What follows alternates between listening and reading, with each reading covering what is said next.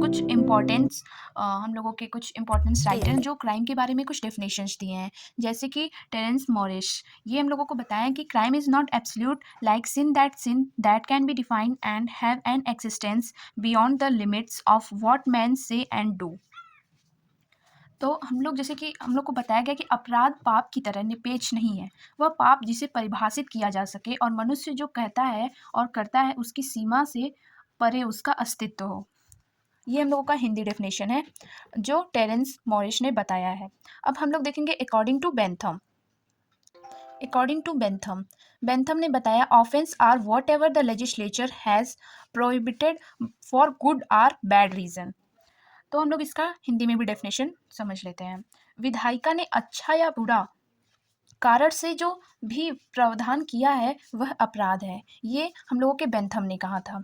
अब according to Stephen, crime is an act forbidden by law and which is at the same time revolting to the moral sentiments of the society।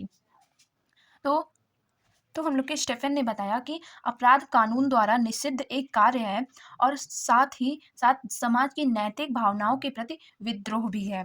ये हम लोगों के Stephen ने बताया था।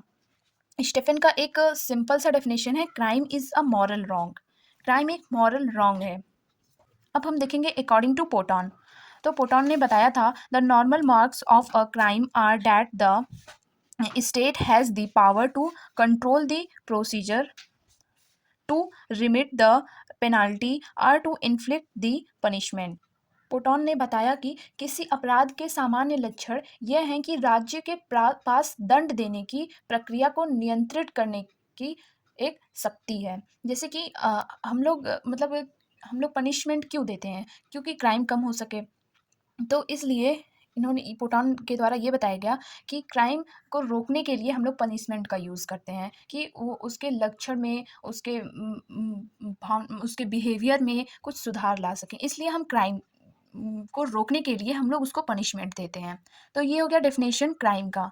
आगे हम लोग स्टेजेस और एजेंसियल एलिमेंट्स जो हैं, स्टेजेस हैं, ये सब हम लोग आगे डिस्कस करेंगे। ये सब आपको अगर देखना है तो हमारे चैनल को लाइक और सब्सक्राइब करें। Thank you.